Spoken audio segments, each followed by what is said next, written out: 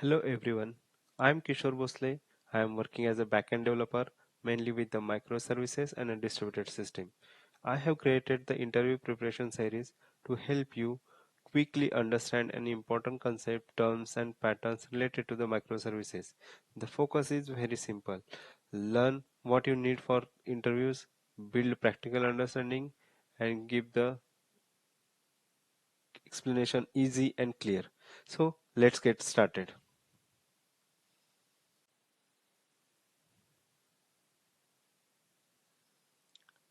Hi everyone.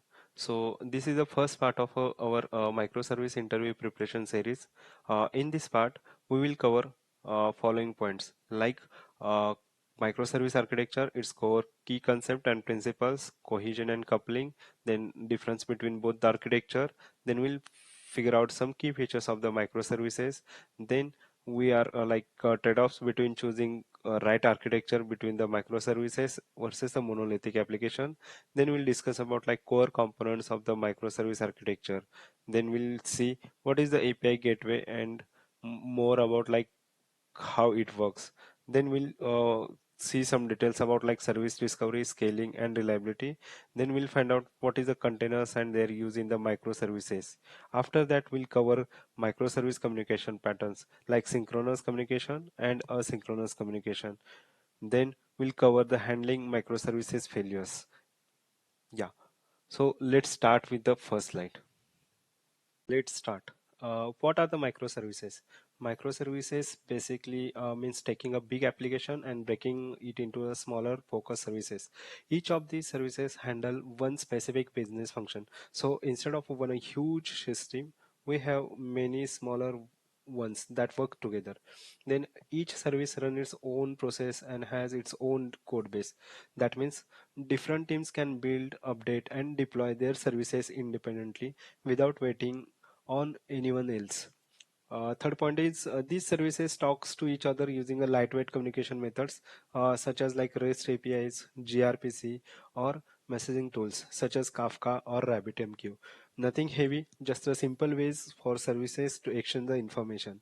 Then microservice also promote a loose coupling and a high cohesion. So each service stays focused on a clear purpose and they are not tightly tied to each other.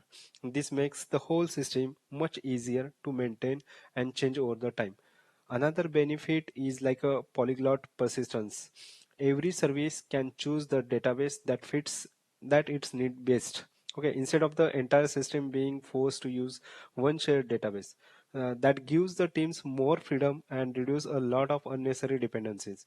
Then finally, microservices fit really well with the CI/CD and DevOps practices because services are small and independent.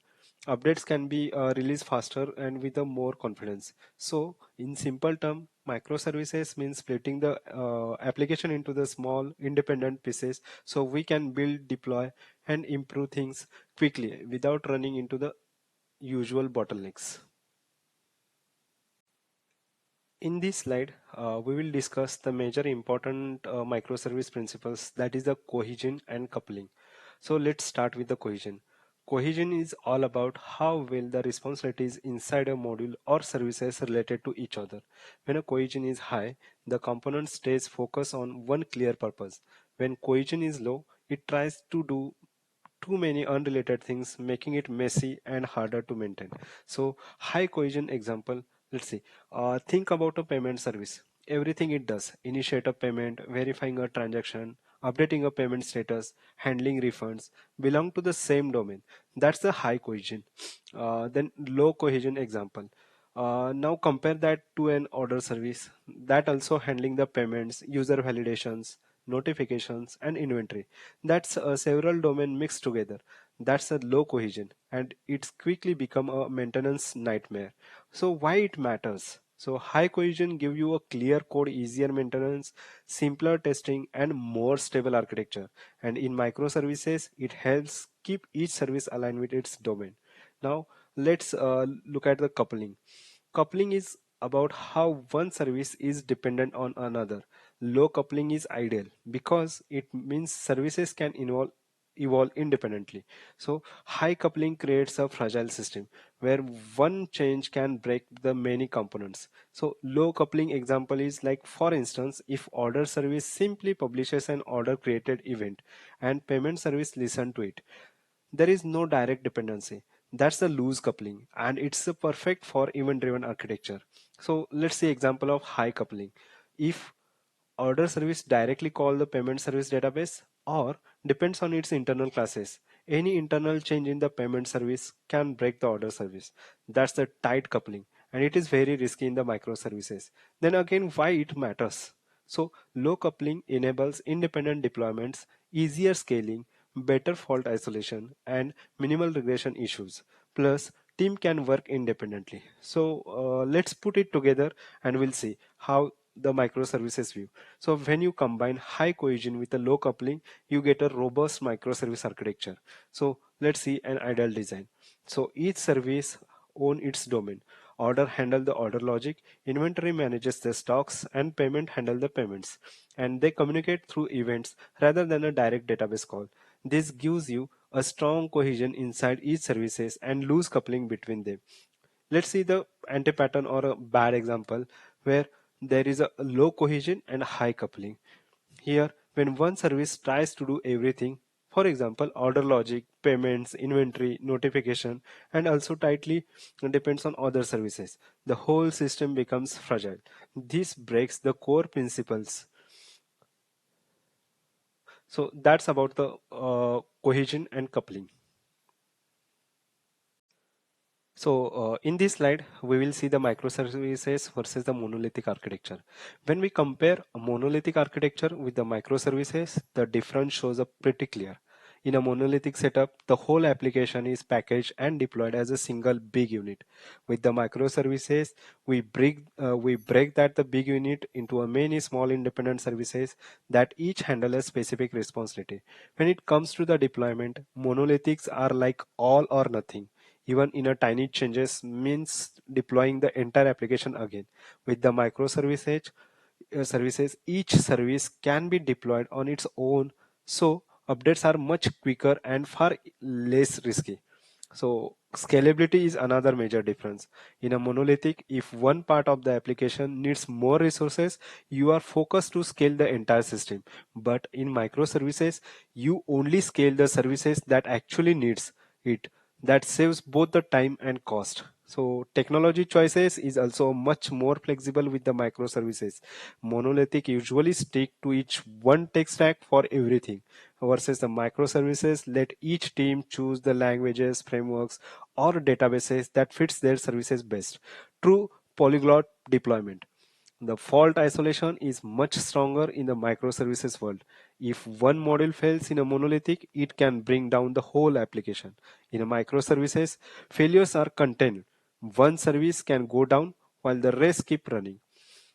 The team structure also shifts. In monolithic system, often rely on a big, tightly coupled teams working across the whole code base. In microservices, encourages a smaller autonomous teams that own a specific domain end to end.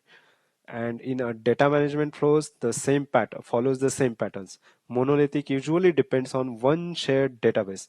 In the microservices, gives each service its own database, so teams avoid stepping on each other's data and can optimize storage for their own needs.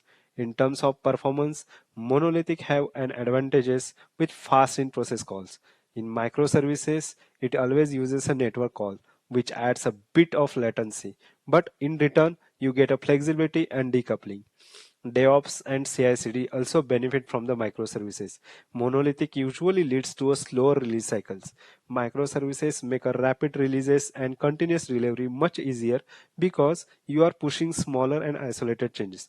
Of course, microservices come with their own complexity. A monolithic is a simpler to build easily on, but becomes a harder to manage as it grows. Microservices require some more operational components, monitoring, service discovery, API gateway, and so on. But they scale better over time. So overall, it's a really trade-off between the simplicity upfront versus the flexibility, scalability, and independence as the system grows. That's about the difference between the microservices and monolithic architecture. In this slide, we discuss about the key features of the microservices. When we talk about the key features of the microservices, the first thing to understand is that each service has one clear job. That is a single responsibility. This idea of single responsibility keeps every service focused on a specific business function, which makes it easier to understand and maintain. The another big advantages is independent deployment. Because services are isolated, we can update, deploy, or even roll them back without touching the rest of the system. That gives teams a lot more flexibility. Then microservices encourages the loose coupling. Services talk to each other through lightweight APIs, so they are not tightly tied together. This means a change in one service is less likely to break another. And what with that comes autonomy. Service Each microservice can be owned by a small cross-functional team that handles everything from development to deployment. No big hands-off, no bottlenecks. Data is also decentralized. Instead of one huge shared database, every services manage its own data, often using whatever storage technology fits its need best. That's where polyglot persistence comes in. Plus, microservices gives us the freedom to mix technology. One service might use Java, another might use Node.js, or another might use some Go language.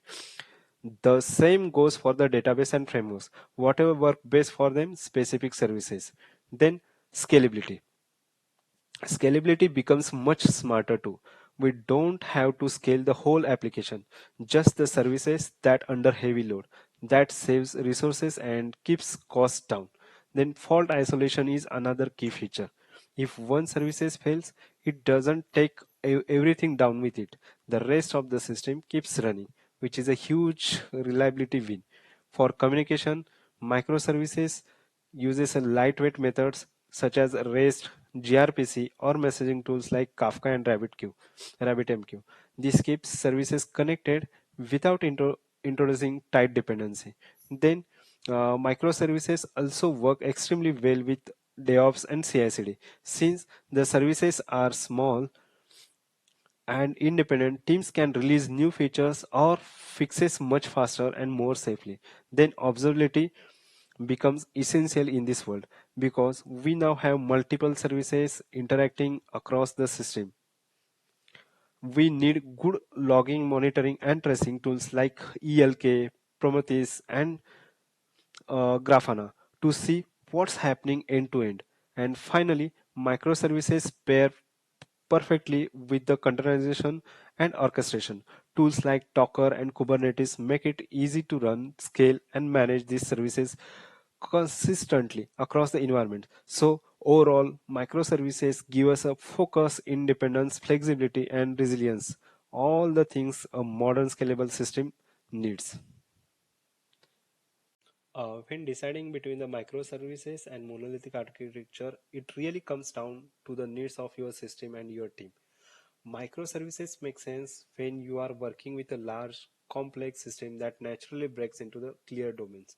But if the application is small or pretty straightforward, a monolithic is often the better fit. If you have multiple teams that needs to build and deploy independently, microservices really shine. But when you have got a small team and want to avoid extra operational overhead, a monolithic approach keeps things simple. Microservices are also a great when different parts of the system needs to scale differently. With a monolithic, you scale everything together, and that's a fine if your app doesn't have uneven load patterns. For release cycles, microservices let you push update fast and independently. A monolithic works well when you just want one simple pipeline and don't need frequent isolated releases. Another reason to choose the microservices is flexibility. If you want to different teams to pick the tech stack or database that works best for their domain, microservices allow that. But if you have business logic is tightly connected and doesn't split nicely, a monolithic keeps things cleaner. And finally, microservices gives you a strong fault isolation and better resilience. One service can fail without bringing everything down.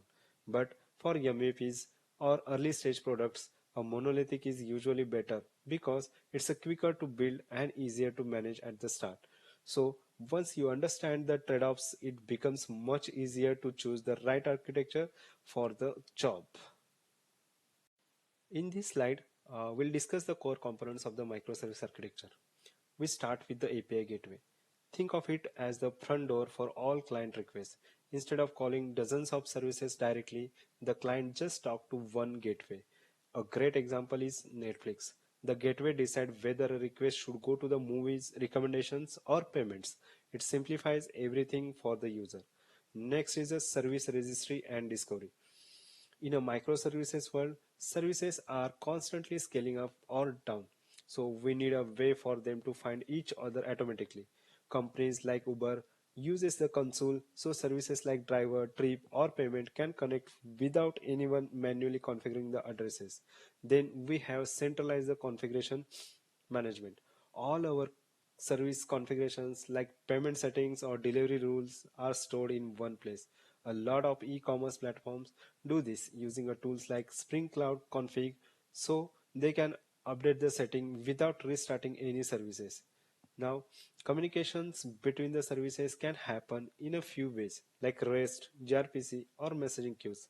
A big system like Amazon rely on messaging tools like SQS or Kinesis so things like order updates flow smoothly between order service and inventory services. We also use a load balancer. If we have 5 instances of a microservices, a load balancer makes sure request gets evenly distributed. Netflix actually uses a ribbon with a Eureka for this. Each service also come with own databases. Order might use a MySQL, catalog could use the MongoDB, and recommendation might use a Cassandra. This gives each service the freedom to choose the database that fits for their job. Then messaging events or event buses help services communicate asynchronously. In something like a food delivery app, Kafka handles events such as order place, restaurant notified, and delivery assigned. Services don't talk to each other directly. They just publish and listen to the events. For deployment, we rely on containerization and orchestration. We packages each service in something like Docker and Kubernetes takes care of scaling, self-healing and rolling updates. Spotify uses this to keep their services running smoothly at a massive scale. Then monitoring and logging absolutely essential. With so many services, we need a clear picture of what's happening. Tools like ELK help with the log analysis. Prometheus and Grafana shows performance metrics and uh, it helps to trace a slow or stuck request across the services. Then CI/CD pipeline. A CI/CD is ties everything together. It automates a building, testing, and deploying each services updates got quickly and reliably. Netflix uses a Sprinker for this. They push changes multiple times a day without downtime. Security is another important layer. We secure service using the authentication and authorization, often with OR2 or JWT token, and encrypted communication like TLS. Finally, resilience patterns like circuit breaker help prevent cascading failures. If a service like recommendation slow down, tools like Hystrix or Resilience 4J stop sending more requests and fall back to cache data. That's way the whole system stays stable even if one piece is struggling. So overall, these components work together to make a microservice architecture reliable, scalable, and easy to evolve. In this slide, we discuss about the API gateway, its core functions, and a real-world example of an API gateway. When we talk about the API gateway in a microservice architecture, the first things to understand is that it acts as the single entry point for all client requests. Instead of mobile apps and web apps talking directly to different microservices, which can get messy, they all come through this one unified access layer. Once a request arrives at the gateway, it knows exactly where to send it. Maybe the request belongs to the user service. Maybe it goes to the order or payments. The gateway handle all routing so clients don't need to know any internal details. Then it also takes care of security or security right at the front door. Before anything hits our backend, the gateway checks authentication tokens like JWT or OR2, applies rate limits, and can even filter requests by IP. This makes sure only safe, verified traffic gets inside. Then load balancing. The gateway also helps with the load balancing. If we have a multiple instances of a service running, it spreads the load across them so the system stay fast and doesn't get overwhelmed. Another useful job it performs is a protocol translation. Client might talk a simple REST or HTTP, but internally our services may use gRPC or even messaging. The gateway handles all the conversion behind the scene. It can also combine data from multiple services into one response. For example, if a client needs order info, payment status, and delivery tracking, the gateway can call all those services and bundles everything into a single response. So the client doesn't have to make three separate calls. Then rate limiting is another important feature. This is basically protecting our backend, making sure no client floods the system with too many requests. The gateway can also cache frequent responses. If something is requested often, it can return the data straight from its cache without hitting the underlying services, which really improves the performance. Since all traffic flows through the gateway, it becomes a great place for centralized logging and monitoring. We can track what's happening across the entire system from a single point, which makes troubleshooting a lot easier. It even supports service versioning. So if we roll out a new version of a service, the gateway can route some users to version A and some to version B. That is a great for A or B testing or gradual rollouts. Let's see the real world example. A good real world example is a Netflix. When you open the app, the API gateway is the first thing that receives your request. It checks who you are, then talks to services like the movie service, the recommendation service, the user service, and so on. It collects all the information, your profile, your personalized recommendations, and send it back as a single response. And during busy times, it even applies rate limits to keep the system stable. That's about the API gateway and its a core functionality.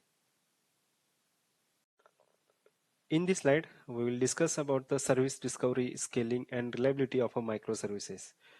Alright, imagine this for a moment. You have running a system with dozens or even hundreds of microservices.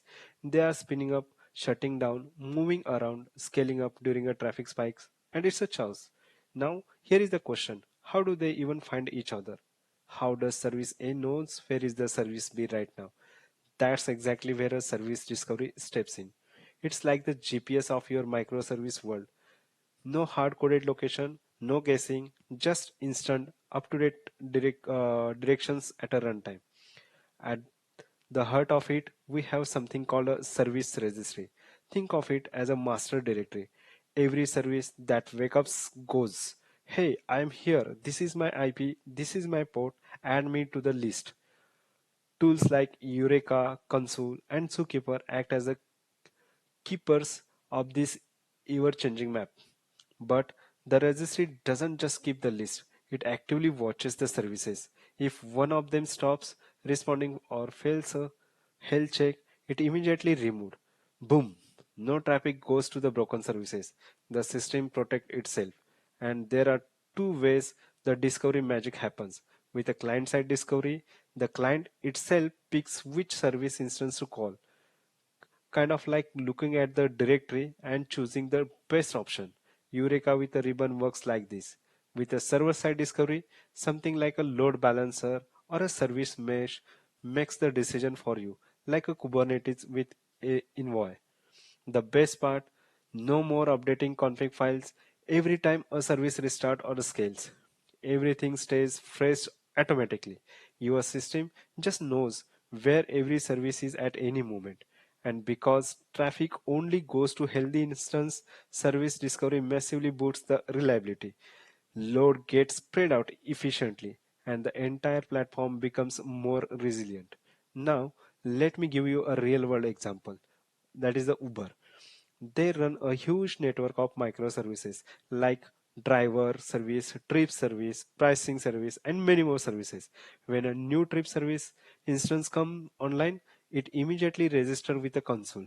Other services don't need to know where it is. They just ask console. Console points them to the healthy instance every time. And when traffic explodes, like during the peak hours, service automatically scales, register themselves, and the whole system stays smooth and responsive. That's the power of a service discovery. It keeps your microservice ecosystem alive, connected, and constantly in sync. In this slide, we'll discuss about the containers and its why we are using the containers in the microservices. So let's start with the basic. What exactly the containers are? Think of a container like a small self-contained box that carries everything your application needs to run. The code, the runtime, the libraries, and the configuration, everything. So whether you run that container on your laptop, on a server, or it in the cloud, the app behave exactly the same every single time.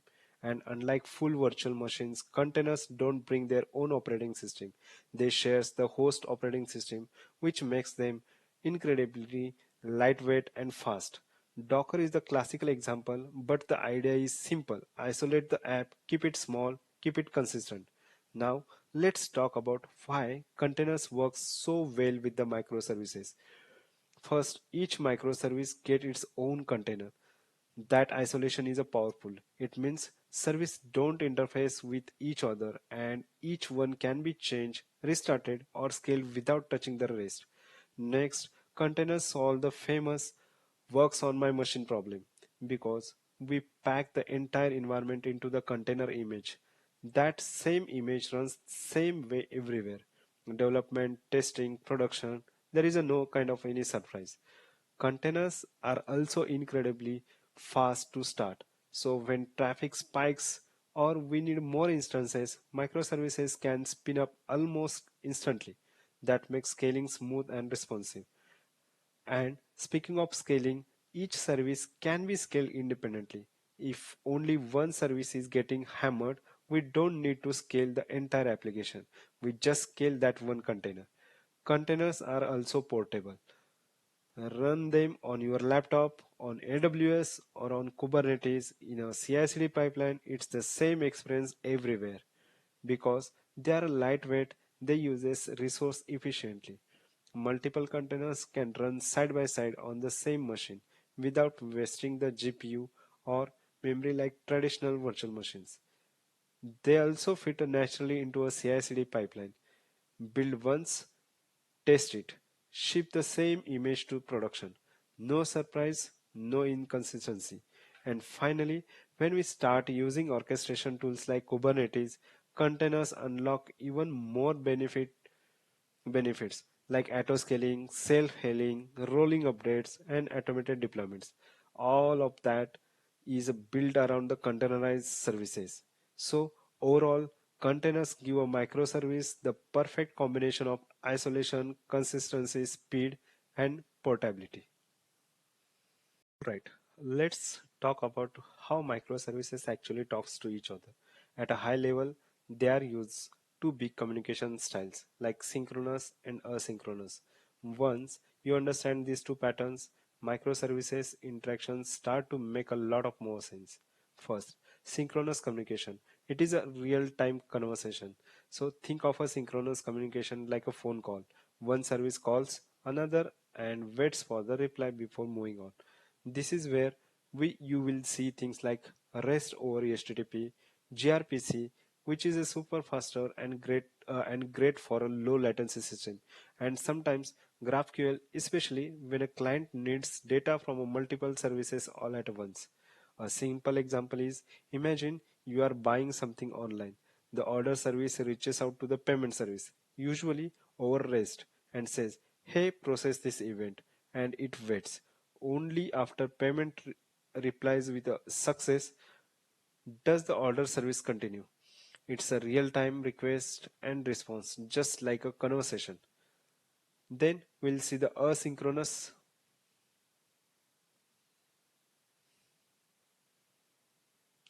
We'll see the asynchronous communication. That is event-driven messaging.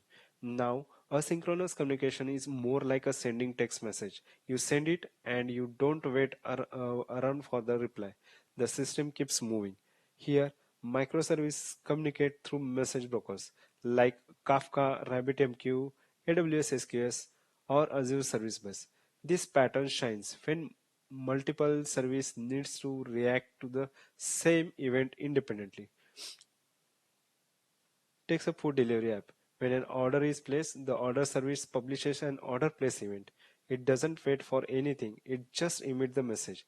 Meanwhile, the restaurant service pick it up to start preparing for the food, and the delivery service pick it up to assign a driver. Each one reacts in its own time and with a no blocking. Uh, then there are a few common communication patterns. First one is response, and they are using the protocols or methods like REST or gRPC. Then publish subscribe.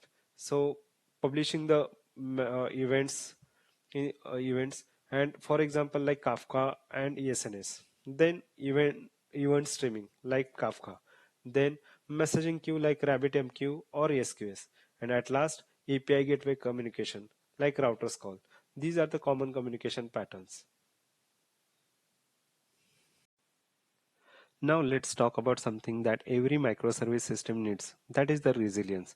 Because no matter how well we design our service, something will fail eventually. So here are the patterns I use to keep the whole system healthy even when individual services start misbehaving. First, circuit breaker that stop the domino effect. When a service keeps failing over and over, the last thing we want is to bombard it with more calls. That's where the circuit breaker comes in. It basically says, hold on, we are not calling that service anymore until it recovers. Tools like Resilience 4J or Hystrix make this super easy. Now, second, retry with exponential backup. Try again, but smartly. Sometimes failures are tiny hiccups, like a network blip or a busy databases. In those cases, we retry, but we do it carefully. Each retry waits a little longer than the last one. This is an exponential backup.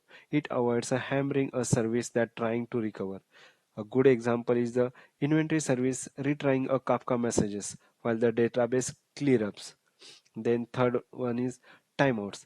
Don't let slow service hold everyone hostage. I always set a timeouts for a service calls. If a service is slow, we don't let it drag down the entire request chain. So if the recommendation service takes more than 2 seconds, the user service simply timeouts and continues. This one change dramatically improves the user experience. Then fourth point, bulkhead patterns, isolated resources to prevent the collapse. I also like using the bulkhead patterns, especially giving each service or components its own dedicated resources. Threads, containers, connection pools, they are all isolated. So if the search service gets flooded with the traffic, it doesn't steal resources from the payments. The problem stays contained. Then fallback when something fails, still give the user something. When a service goes offline, we don't want to broke the experience. Fallback services ensure we return something meaningfully, maybe cached data or simplified response. If the recommendation service fails, we can still show trading items. The user never hits a dead end. Then graceful degradation. This will reduce the features, not the whole experience. Graceful degradation is all about keeping the core system running even when optional features fails. For example, on an e-commerce site, browsing and checkout should continue if the review service is unavailable. The site still works, just with a fewer bells and wishes. Then health checks and auto healing that fixes the problems automatically. Next, I rely a lot on health checks and auto healing. Kubernetes is a great at this. It constantly check if a service is healthy. If a pod crashes, Kubernetes just spins a fresh one. So if the auth service goes down, it automatically replaces without any human intervention. Then monitoring alerts and logging, knowing something's wrong before users do. Resilience also means knowing when things start to go off track. So I use tools like Prometheus, Grafana, ELK, and Jaeger for full visibility. If API latency spikes above the threshold, we get alerted immediately, long before users start complaining. Then rate limiting and thresholding. This will protect the service from the overloaded. During the traffic spikes or potential attacks, rate limiting is our shield.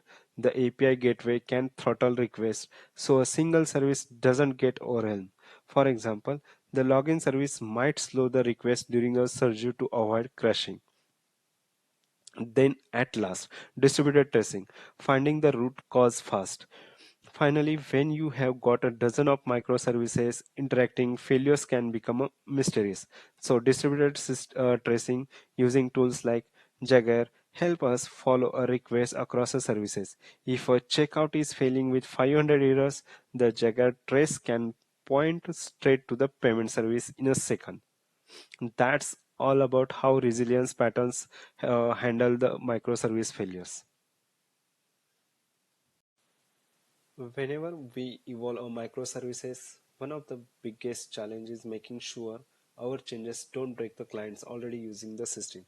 So the question becomes, how do we move forward without breaking the what already works? Let's walk through the strategy we use to keep everything compatible and running smoothly. First, API versioning.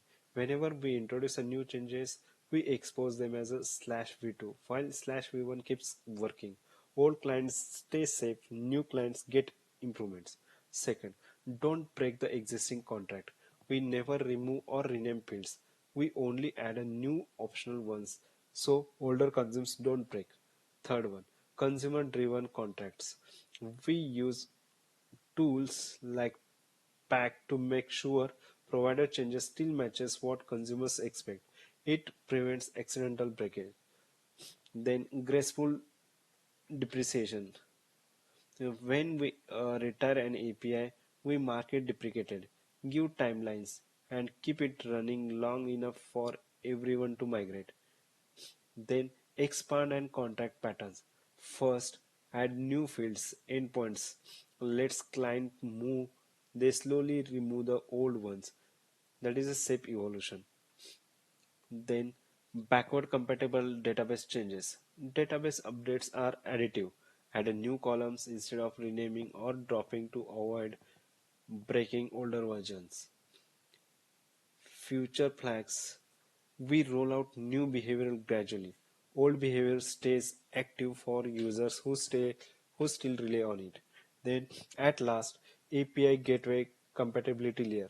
The gateway reshape request and response. So older clients continues working even if it breaks services evolve.